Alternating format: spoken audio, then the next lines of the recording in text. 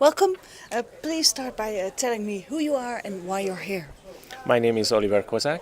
I'm coming from Hungary. Now I live in Austria and I'm interested to explore. And that's why you're here. Yeah, because this is the first time that I come to this community, to the Quantified Self. Yeah. And you heard from it before? I read once an article in a journal magazine called Technology Review about people who are measuring themselves about this movement. I checked out the website and I got interested, but it was a couple of years ago. And everything that was happening that time was in the States. It was far away from me. And now I checked it again and then I have seen it's in Amsterdam and I organized my life so I can come. I was really interested. Do you measure anything yourself? Yeah, I track several things. For example, I jot down my dreams several times a week.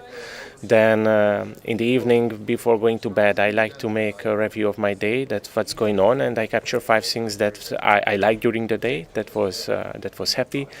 I am developing habits for myself and I track them either in a paper calendar on the wall or in a journal. When I'm doing exercise, I'm tracking with my phone that how far I have gone.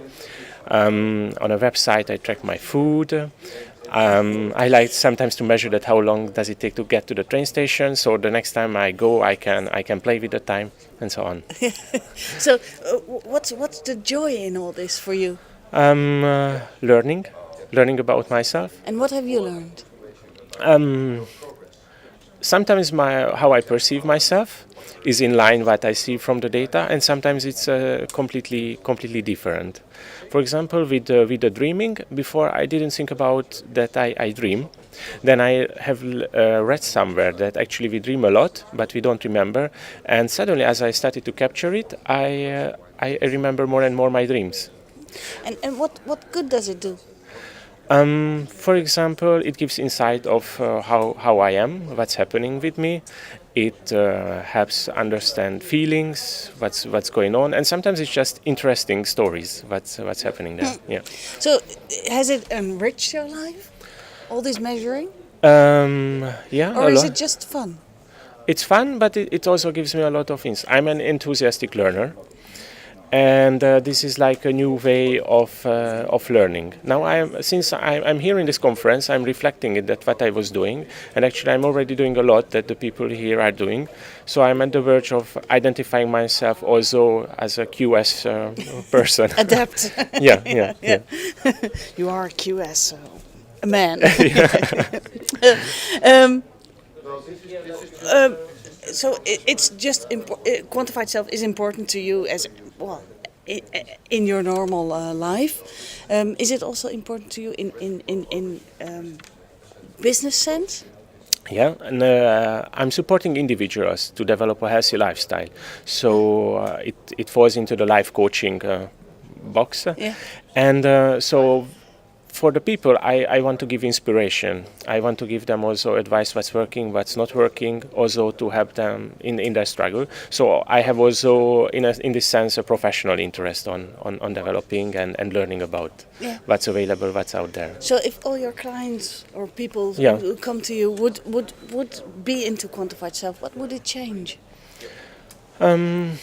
The fact to be in or not, it's a different thing. It would be like they belong to a community, get motivation, encouragement. But what I see, for example, if someone wants to improve in an area or just to have an insight on it, tracking has a tremendous impact. Just the fact that I capture the data without analyzing it changes a lot. Once I have read a scientific study about losing weight, and there was 2 groups, one who had a food journal, the other one didn't have a food journal, and they were following the same diet. And the group who were tracking in a food journal what they were eating had double amount of weight lost. And I was like, whoa, this is so little energy a day, just a few minutes to capture, and it doubles my success rate. I have to get into it. And then I got interested. At the beginning, I was not really fond of tracking and capturing. It takes energy and effort. Yeah. And suddenly it started to happen. And I was like, wow, this is so easy. I have to get into it. And then suddenly I started to track a lot of things and I have seen the results. And then come also the fun part that I have seen things that I didn't expect. And I was just there, and I was like, "Wow, this is there." Yeah. What sort of things didn't you expect, and what happened? For example, once I saw that I would like to start to brush my teeth in the morning after the meal, which is like a very healthy thing. And I had to admit that the fact that I was not consistent with it is like, oh, a dentist would say, Oliver, you should do this. that. Yeah. And I started to track, and I have seen that there's this. My motivation to do it changes over time, and the simple fact of registering it helps a lot in this process. At the beginning, the first 2-3 days were very easy, and then after, I have to catch my train. I don't have these 3 minutes, but because I was tracking it and I have seen on my work calendar that I committed for 30 days doing it, I was like, no, I want to put that green mark again for this day, and I was doing it. And after I went through this period with the help of the tracking, then it disappeared, this effort, and it just feels natural, and I don't need the tracking anymore. Yeah. So that's what you do. Sometimes you start tracking things, and then when you know it's sort of became a habit, and it you have incorporated it in your life, you quit the tracking.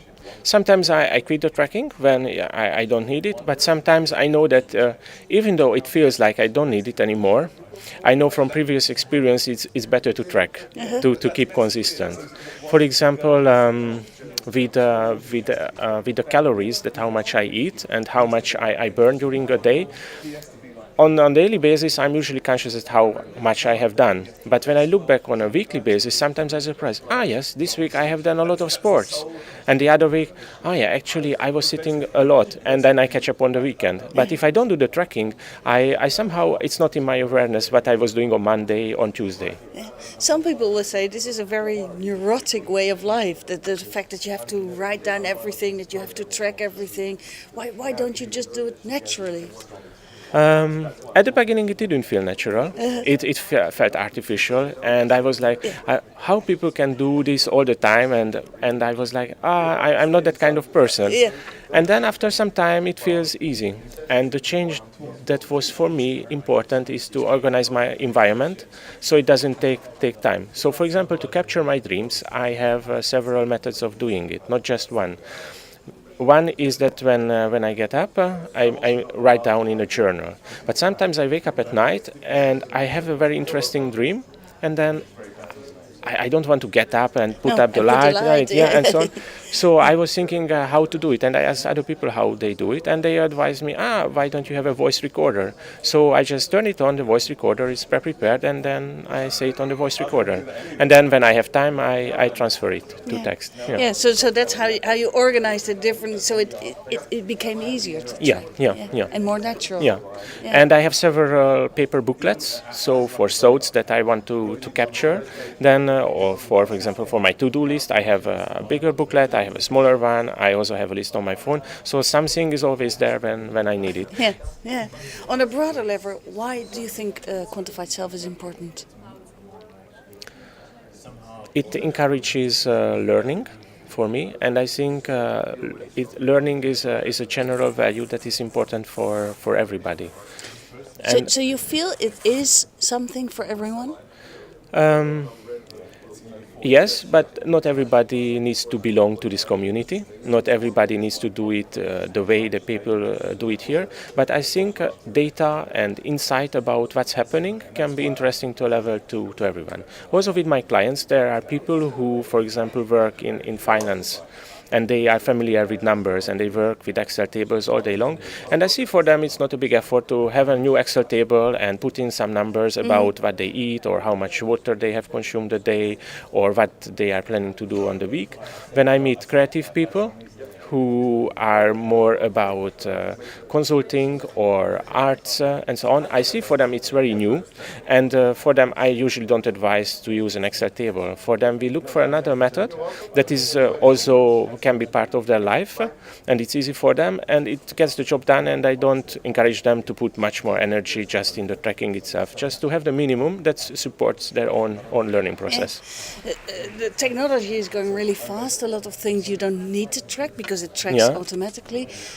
How do you see the future? Do you think it will become even bigger and easier? Yeah, when you say it's going fast, I always have a sense that it feels fast, but actually it's not. No, No? no. Um, Before this coaching and consulting, I was working as an R&D engineer. And sometimes we work with technology that is 30 or 40 years old and it didn't change a lot. Just it was somehow not in awareness. And we find for it a new application and then it feels new.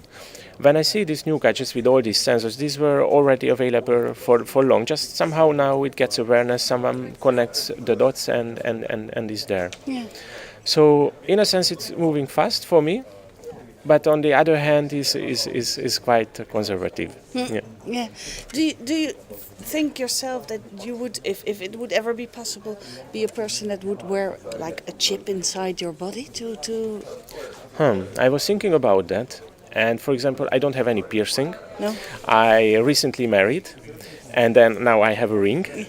And it feels different that I have a piece of metal on my body, and to have a chip inside, it would take time for me to accept this. Yeah. But the curiosity and the experimentation would let me try, but I don't know how it would go on the long term. No. Um, some people say that quantified self also has a danger in it because, what if all the data become available to, say, insurance companies? How do you feel about that? I feel a bit worried, and I feel all this. I cannot do much about it, and this unempoweredness that my data is there and someone can use it for things that I'm not aware of. I think information is power, and we give a lot of power to the hands of these people, and I'm not always sure that they use it the right way. So there's a lot of trust in them. Mm-hmm. So somehow that would make me feel safe that that we have kind of a contract that if the data is available for them, they use it in a way that is transparent for me, and they use it for my own benefit as well. Yeah. But otherwise, I have no problem to give something that doesn't cost me anything and it's good for the others. For example, I can imagine that all the exercise habits or the nutrition habits and the data that comes out are used for the public health, for improvement of the people. That's a big benefit. And I would be very willing to give my own data and to help improve the big picture. And I also would encourage my clients to share the data for this bigger deal. If it's used only for the financial benefit on another party, and it doesn't cost me anything, I would hesitate. Like, he gets benefit, I don't. Can we agree on something? If it's used against me, then I would be really worried. Yeah. What's been the best thing you've seen so far over here? Or heard? Yeah. Most inspiring talk? I really like how people connect here with this openness that I did something. This was my experience. And this offering that to put it out, it needs courage, it needs self-assurance. And then also from the receiving part, it needs openness, that this is what the other learned, this is his learning, what can I take from it? And I have taken in so much input so far, so it was really encouraging. So you really enjoyed Yes, it tremendously. So far. Yeah. Okay. Yeah. Thank you very much. Thank you.